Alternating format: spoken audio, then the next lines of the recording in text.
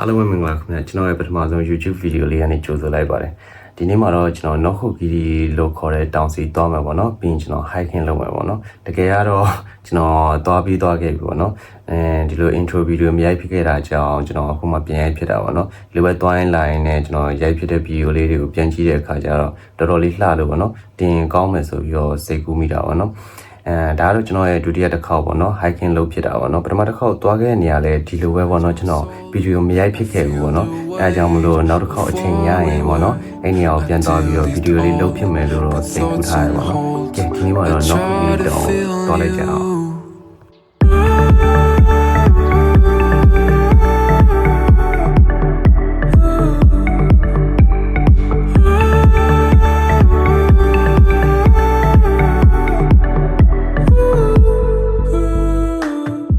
ကျွန်တော်တို့ဘူတာတော့ရောက်ပြီ။ခေကျွန်တော်တို့အခုချိန်မှာတော့စနာမချီဆိုတဲ့ဘူတာနေတစ်စက်ကျွန်တော်တို့ဟောတော့မယ်ပေါ့နော်။တော်တော်လေးစီးလိုက်ရအောင်တနားရီခွဲလောက်တော့စီးလိုက်ရတဲ့ရထားဟိုမနေ့ကဘောင်းစားပြီးဘိုက်စားလို့ဒီစရှိတိုင်းမှာဖြစ်တော့စားမလားပေါ့နော်။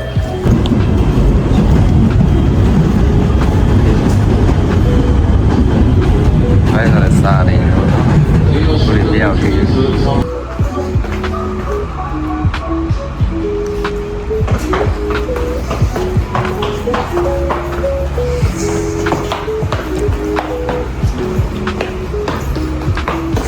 ကျွန်တော်တို့နေပလီရောက်လာလို့တော်တော်လေးမိုက်တယ်ပေါ့နော်ဒီကတော်ရလာတယ်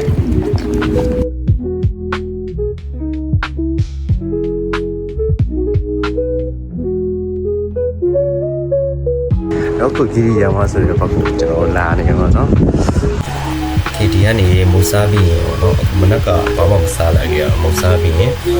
ဒီကနေတစ်ဆင့်နောက်မှတ်တိုင်ဖြစ်တဲ့ဟာမခန္ဓာရဆိုတဲ့ဘူတောင်ကိုသွားမယ်အဲကနေပြီးတော့ပေါ့နော်တက်ရမယ်တောင်ဖြစ်တဲ့ Nok Hokiri တောင်ကို hiking လုပ်မယ်ပေါ့နော်အခုကပထမဆုံးရောက်ဖို့ဆိုတော့ဒီနေရာလေးတော့မသိဘူးပေါ့နော်ဆိုတော့နေ့လဲစားလို့ပြောတော့ပေါ့နေ့လဲစားသွားစားမယ်ပေါ့နော်Okay ကျွန်တော်တို့အခုတော့မကြခင်ရောက်တော့မှာပေါ့နော်စားတဲ့နေရာနည်းလမ်းလျှောက်ရတာပေါ့နော်လမ်းလျှောက်ရတာနည်း9မိနစ်လောက်လမ်းလျှောက်ရတယ်ဆိုတော့အဲ့ဒါနဲ့လမ်းလေးလျှောက်ပြီးတော့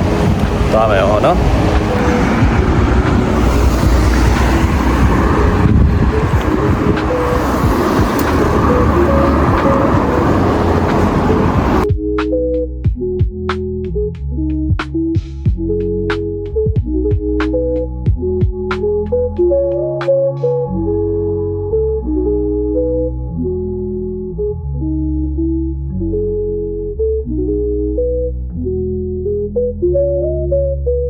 ကျွန်တော်စားပြီးတော့ဒီဘူတာပေါ့နော်သွားတယ်ယထာစီးပြီးတော့ဒီတက်အမတ်တောင်ရဲ့မှတ်တိုင်ပေါ့နော်ဟာမခန္ဓာရမှတ်တိုင်ကိုရောက်ပြီးတော်တော်လေးလှတယ်ဗျဟိုစင်းစင်းမြင်ရတဲ့မြင်ကွင်းကတော်တော်လေးကိုလှတယ်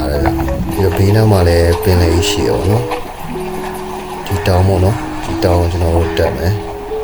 ဒီနာအေရှိယာတောင်ပေါ့နော်ဒီတောင်တက်မယ်အဲ့တော့အဲ့တောင်တက်ဖို့အတွက်အဲ့နာကိုသွားမယ်ပေါ့နော်လမ်းထက်လျှောက်အောင်ပါဗျာသွားလိုက်အောင်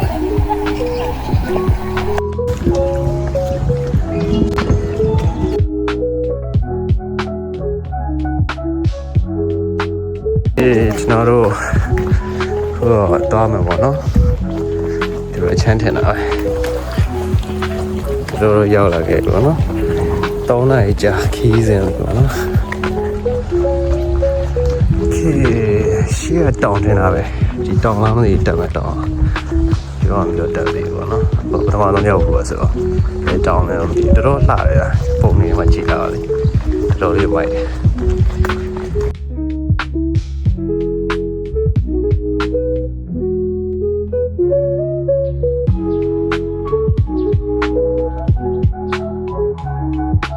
တော်လေးလှတယ်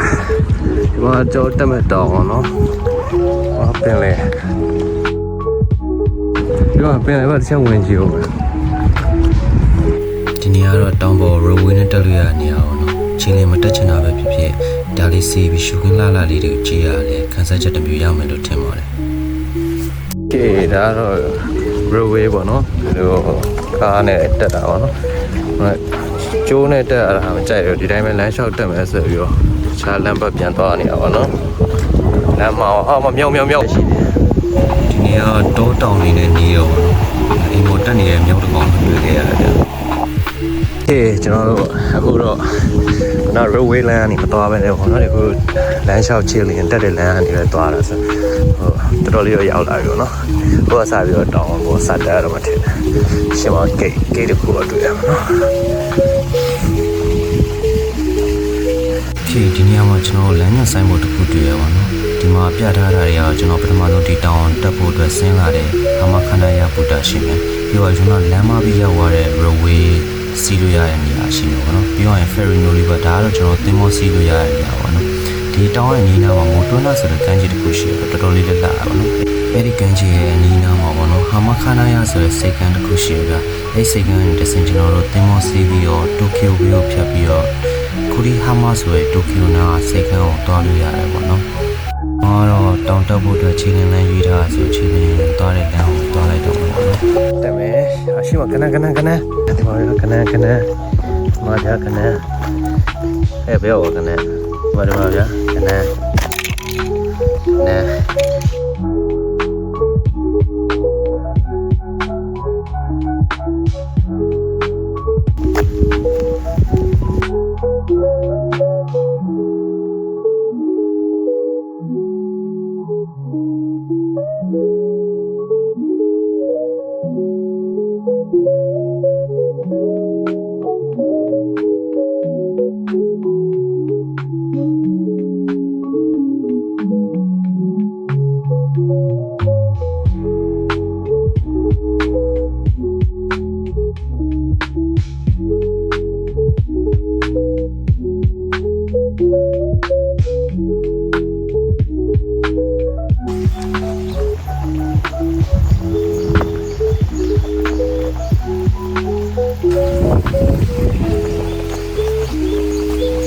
ရေတံလေးတွေတော်တော်လေးမိုက်တယ်ဗျာ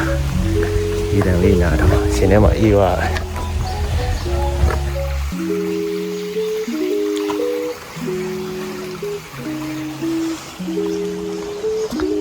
ဒီကနေကျွန်တော်လှေကားကနေတက်ရမှထင်တယ်ချက်ကြည့်လိုက်အောင်နော်ဒီနေရာနေစာရောပေါ့နော်ကျွန်တော်တက်လို့ရတဲ့လမ်းနှစ်လမ်းရှိရပါတော့ဒါပေမဲ့ကျွန်တော်ဒီတိုင်းပေါ့နော်တောင်တက်ဖို့ပဲလာခဲ့တာဆိုတော့ဒီတောင်ချောင်းလည်းတင်းချာမရှာခဲ့တာလည်းပါတာပေါ့နော်အဲကြောင့်မသိဘူးနော်တွေ့ရလမ်းပဲကျွန်တော်တက်လာခဲ့တာပေါ့နော်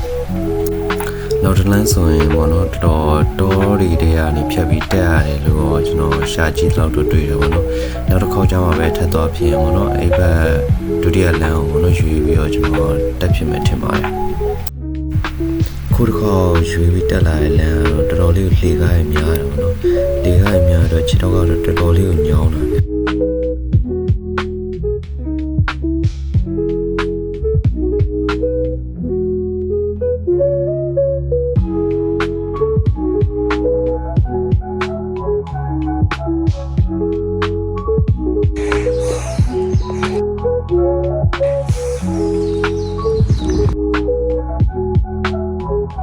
ဒီတောင်ပေါ်မှာတော့တမင်နေပါရုံနေပါရှိရဆိုပြီးတော့ရှေ့မှာတော့စိုင်းပေါ်မှာပြထားတာပေါ့နော်ကျွန်တော်တက်လာဒီတော့အရေးရောင်တော့မတွေ့ရအောင်ပေါ့နော်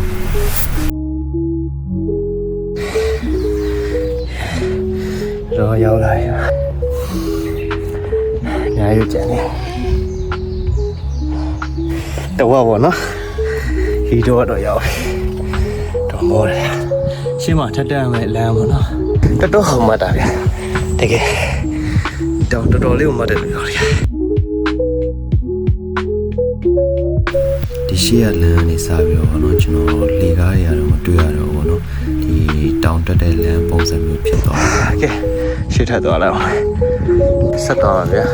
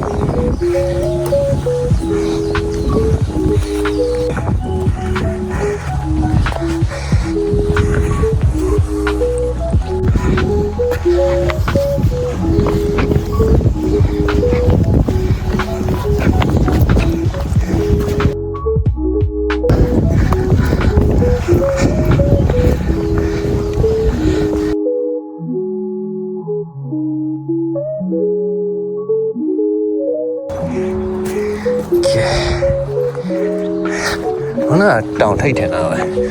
သူဖဲချိုးလေးကိုချိတ်ပြီးထားတယ်နော်ချူးစမ်းစမ်းပဲဗျသူကချိတ်တာထင်တယ်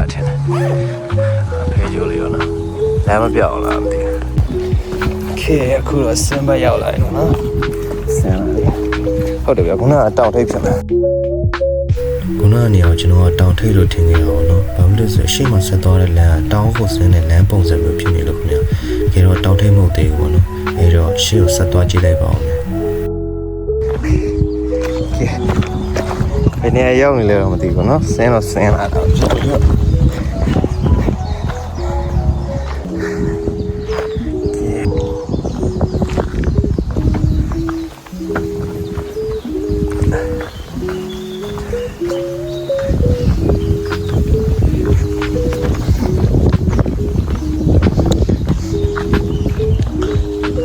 ်အောက်မှာ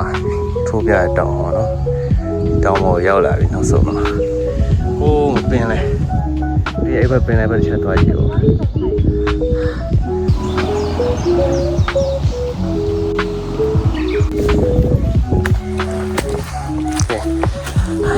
တက်ပြန်ရောက်သွားပြီ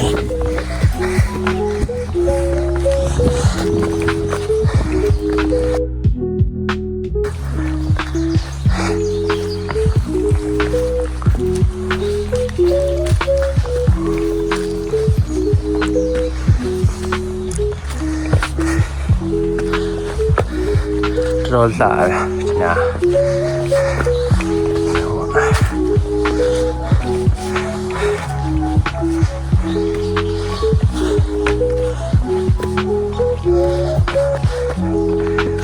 ရှောင်းနေဖြစ်ပါရဲ့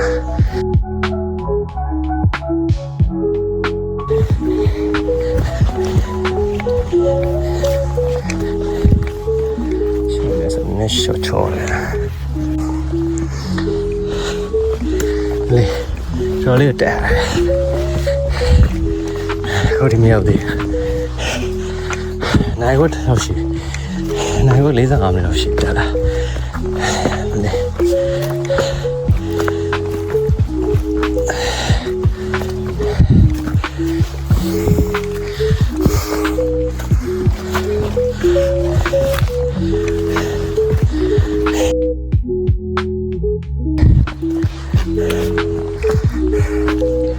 ရောက်တော့မှာနော်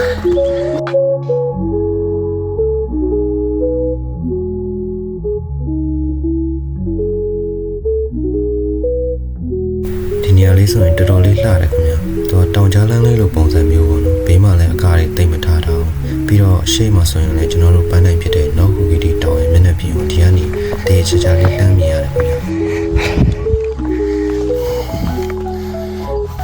ဖဲချိုးလေးပြုတ်ကြ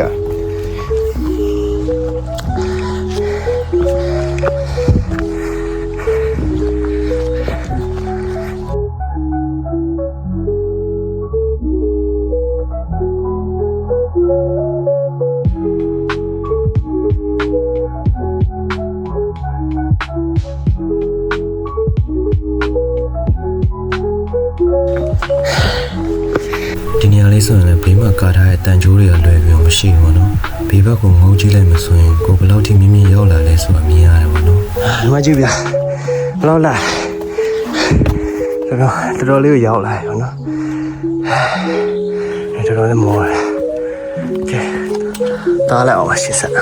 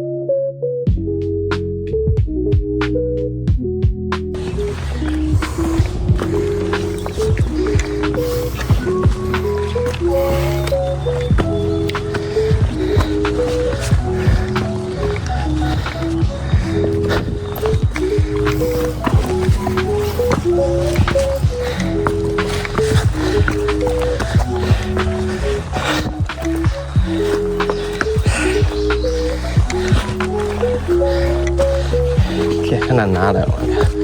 နားလေးပါ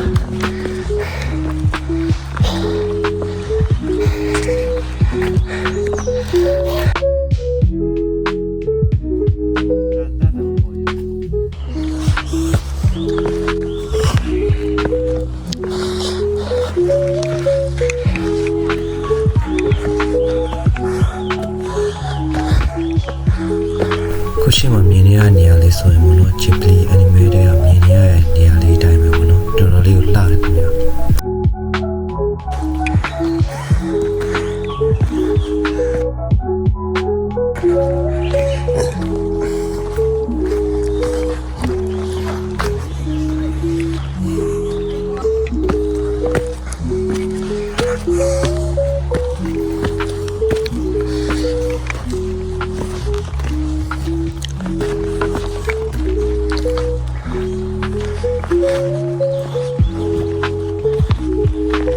ကောင်းနေရရှိရပြောတာ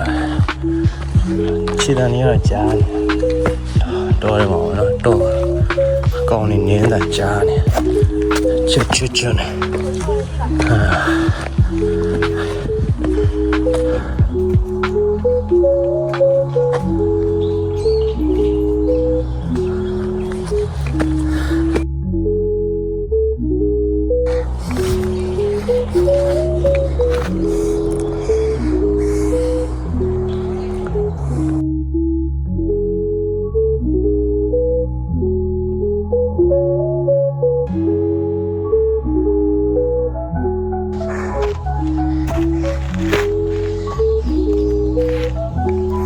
ရှက်နေရတော်တော်လာလေ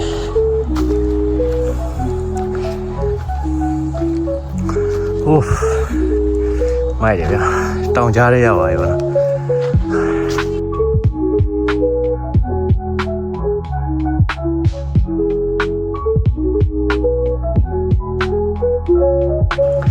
ကဲရောက်ပြီဗျာရောက်ပြီဗျာလှလိုက်တယ်တော့တက်လာကွာတနိုင်နီးပါတော့တက်လာဟုတ်ခုရှိမှမြင်နေရတဲ့လေတောင်ကွက်လိုဖြစ်ထားတဲ့နေရာလေးရအောင်နော်အရင်အဲ့တို့ခေတ်တော့အခုခေတ်လိုနီးပညာရေးနဲ့မဟုတ်ပဲねပေါ့နော်အရင်ခေတ်ကကရိယာတွေပဲသုံးပြီးလူသားတွေရဲ့လက်နဲ့ပိုင်းဖြတ်ထားတဲ့အကျွမ်းကျန်ပိုင်းစားတစ်ခုပေါ့နော်တော်တော်လေးကိုလှပတည်တတ်ပြီးညင်ညာနေတာပဲခင်ဗျာ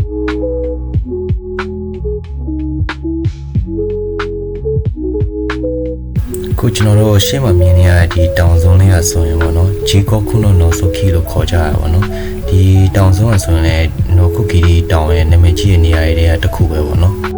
အဲ့ဒီတောင်စုံကဆိုရင်ပေါ့နော်ဒီတောင်ရဲ့အမြင့်ဆုံးပိုင်းဖြစ်ပြီးတော့အဲ့ဒီပေါ်ကနေပြီးတော့ဒီတောင်အောက်ကိုပေါ့နော်ငုံကြည့်လို့ရအောင်တေးချာချာအကာရံလေးနဲ့လုပ်ပေးထားတယ်ပေါ့နော်တောင်မြင်းကြောက်တဲ့လူဆိုရင်တော့တော်တော်လေးကိုချက်သိမ်းထားစရာကောင်းတဲ့နေရာတစ်ခုလို့ဆိုကြရပါတော့ကျွန်တော်ကတော့စိတ်မကောင်းစရာပဲပေါ့နော်အဲ့ဒီနေရာကိုမရောက်ခဲ့ပါဘူးခင်ဗျာတကယ်ကတော့အဲ့ဒါရှိမှတော့မသိခဲ့တာပေါ့နော်ပထမဆုံးဒီလိုဗီဒီယိုရိုက်ဖြစ်တာတော့ဒီတိုင်း hiking လုပ်ဖို့အတွက်တီးတန့်ရင်ထွက်လာခဲ့တာပေါ့နော်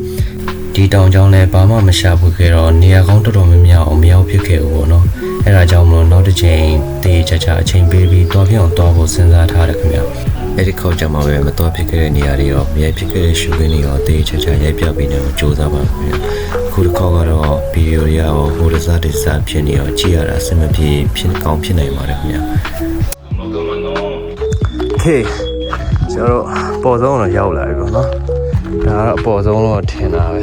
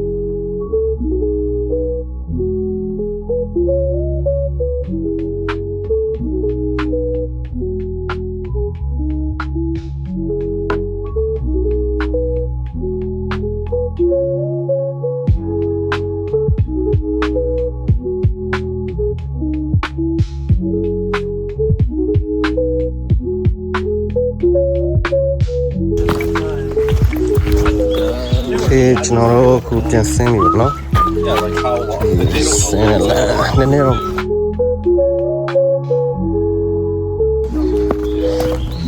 ဆင်းရနည်းနည်းတိုက်ပါလေက Okay I wouldn't. Unless it's going off. It would take a long time. Is Pompeii volcano still active?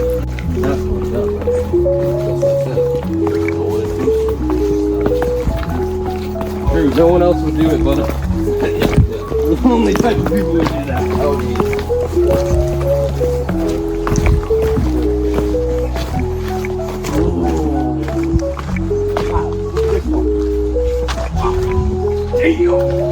Yo, someone took the freaking poneglyph, bro. အခုကျွန်တော်ဒီရှေ့မှာမြင်နေရဒီဖြတ်ထုတ်ခံထားရတဲ့အပိုင်းနေရာပေါ့နော်ကျွန်တော်တို့မြင်ခဲ့ရတဲ့လေးတောင်ကွက်လိုပုံစံမျိုးအပိုင်းစားတွေပေါ့နော်ဒီအပိုင်းနေရာပေါ့နော်ဒီကြောက်သားတွေကကျွန်တော်တို့အရင်အဲရိုခစ်တုံးပါပေါ့နော်အဲရိုမျိုးပေါ့နော်အခုလက်ရှိမှာတော့တိုကျိုလို့နာမည်ပြောင်းလိုက်ပြီပေါ့နော်အဲဒီစီကိုတည်ဆောင်သွားပြီးတော့သူတို့ကစောက်လို့ရေးပိုင်းမှာအသုံးပြုကြအောင်ပေါ့နော်ဒီကြောက်သားတွေကပုံမှန်ကြောက်ထက်လဲပို့ပြီးတော့ပေါ့ပြီးတော့ပေါ့နော်ပို့ပြီးလဲစောက်လို့ရေးပိုင်းနေမှာစောက်ဦးတွေတိစောက်တဲ့နေရာမှာအသုံးဝင်တယ်ပေါ့နော်အဲဒါကြောင့်မလို့အရင်ခေတ်ကလူတွေကဒီကြောက်သားတွေကိုဖျက်ထုတ်ပြီးတော့စောက်ဦးတွေကိုတိစောက်တဲ့နေရာမှာအသုံးပြုခဲ့တဲ့တမိုင်းမှတ်တမ်းတစ်ခုရှိခဲ့တယ်ပေါ့နော်ဝါတကောင်းလည်းရှိ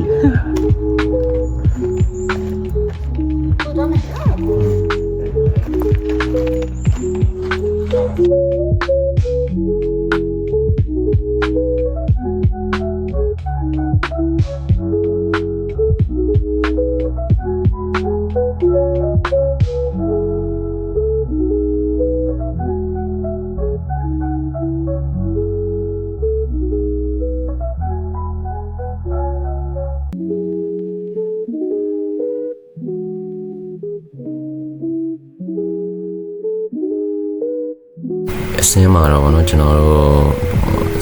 ဒီတိုင်းပုံမှန်ဆင်းမဲ့စားဗောနော် railway နဲ့ဆင်းကောင်းမလားဆိုပြီးတော့ဗောနော်ကျွန်တော်အပေါ်ထပ်တက်ခဲ့ကြရဗောနော်အပေါ်မှာကျွန်တော် railway စီးလို့ရတဲ့နေရာရှိတယ်ဗောနော်အဲကြောင့်မလို့အဲ့ဒါစီးဖို့အတွက်ကျွန်တော်တို့သွားနေတာဗောနော်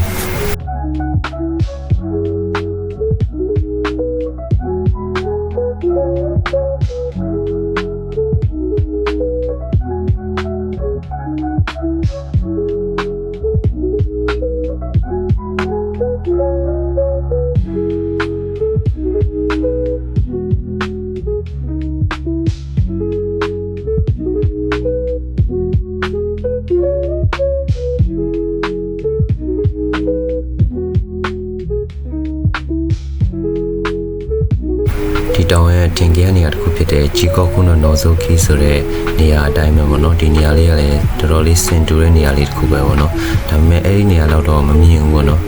ဒီကနေကြည့်ရင်လည်းတော်တော်လှတဲ့ရှုခင်းတွေကိုမြင်ရတဲ့အတွက်ဒီနေရာလေးမှာတော်တော်ကြာလေးနေဖြစ်ခဲ့တယ်ပေါ့နော်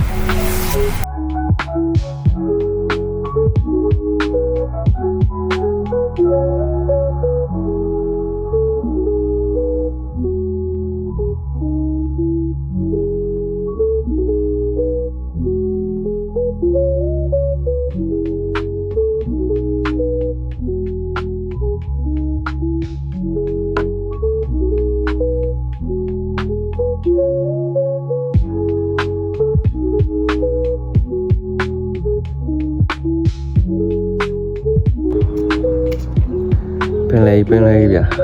ကျွန်တော်မိုက်ကျွန်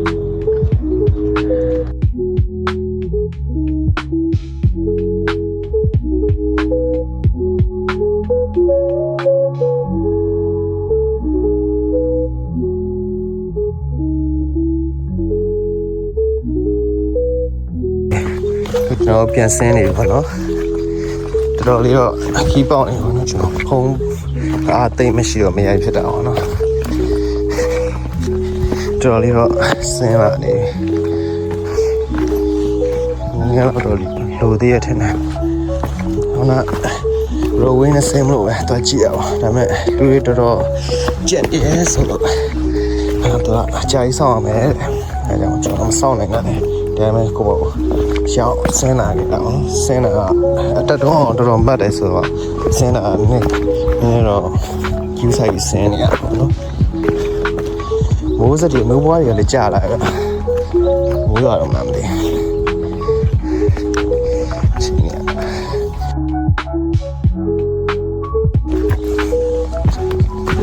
โอเคအားရမှတွေ့ကြပါဗျာအတက်တိုင်းမဲ့ဆိုတော့မရိုက်ပြတော့ဘူး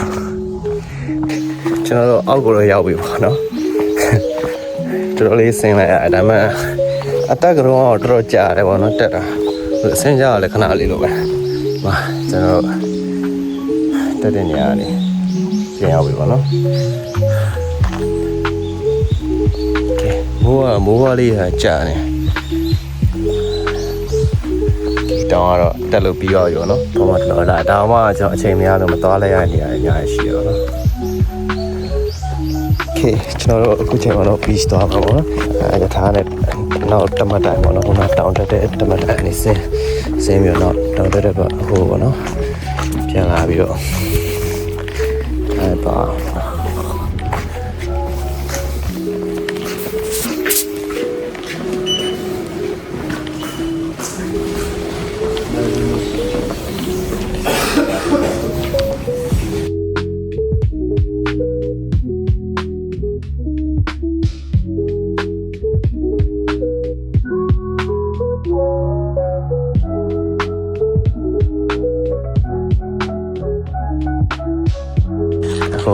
ခုနတောင်တက်ခဲ့တဲ့နေရာနေပြီးတော့နောက်ထပ်တမတ်ပေါ့နော်ဟိုတာဆိုတဲ့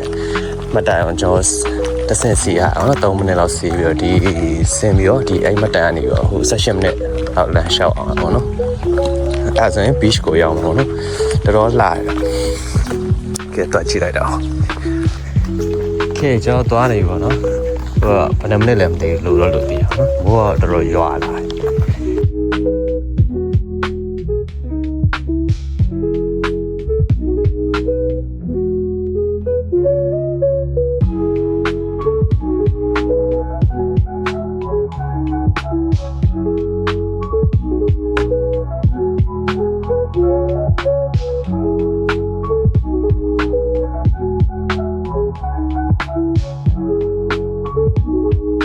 မိုးကတော်တော်ရွာလာတယ်ရထားအောင်ဘယ်ချိန်ကြီးထွက်မှာလဲတည်ဘူးနော်တစ်ချက်ကြည့်အောင်ဒါကြရထားမရှိဒီမှာနေအောင်ချေလမ်းလေးရတော်လမ်းလေးပဲဟိုကောင်လေးတန်တော့ကြားနေရညကလေးတန်ကဲကျွန်တော်တော်တဲ့တော့7-11တော့တွေ့ဟောမလိမ္မော်တီလည်းတွေ့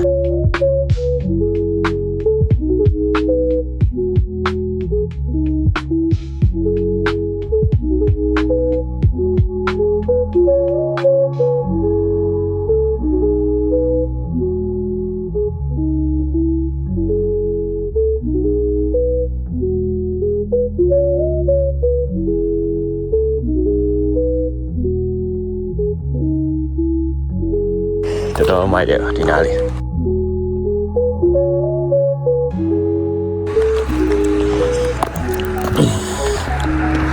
ချေကျွန်တော်နောက်ထပ်9မိနစ်လောက်ရှောက်ရင်တော့ဟိုရောက်ပြီပေါ့နော်အဲ့ဒါမသွားသေးဘူးခဏ7-11ခဏဝင်လိုက်အောင်မိုးလေးပါလေတက်ကြည့်တော့ကဲ7-11ခဏဝင်လိုက်အောင်ကြာကျွန်တော်ရောက်ပြီပေါ့နော်ရှေ့မှာကမ်းခြေရောက်ပါပြီ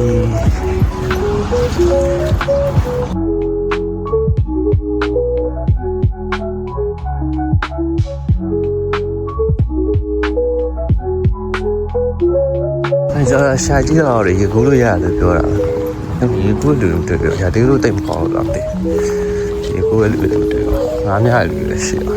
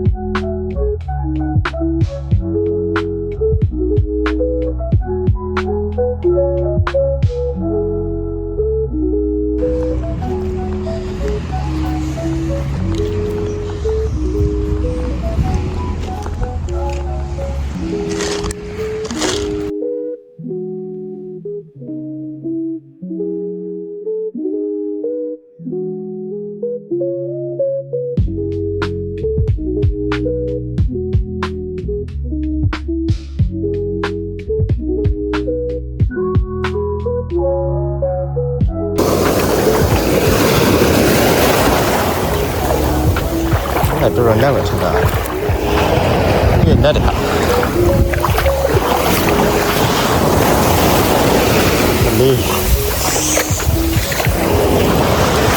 这多那的。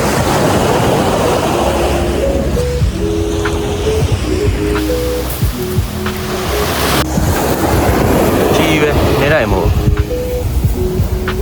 ပြင်းလည်းမျောလာလားမသိဘူးကျွန်တော်ပထမတစ်ခေါက်ဒီဘက်လာတော့မတွေ့လိုက်ဘူးသတိမထားမိရလားမသိဘူးနော်ဒါပေမဲ့ကြီးပဲတင်းနေမျိုးလုံးတွေလည်းမရှိတော့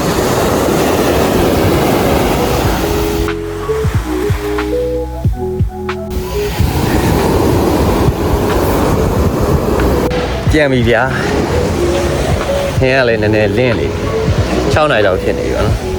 ဒီနေ့မှာတော့ကျွန်တော်ရဲ့တောင်တက်တဲ့ခီးစဉ်လေးကဒီနေရာမှာပဲဆုံးသတ်လိုက်ပါမယ်ခင်ဗျာမြောက်ဖြစ်ခဲ့တဲ့နေရာတွေအများကြီးရှိခဲ့တဲ့အတွက်အချိန်ရရင်တေချာပေါ့ဒီနေရာကိုပြန်လာနိုင်အောင်ကြိုးစားပါအောင်မယ်ခင်ဗျာကြည့်ရှုအားပေးခဲ့ကြတဲ့တယောက်ချင်းစီတိုင်းအောင်ကျေးဇူးအများကြီးတင်ပါတယ်နောက်ဗီဒီယိုတွေမှာပြန်လည်ဆုံတွေ့ကြပါမယ်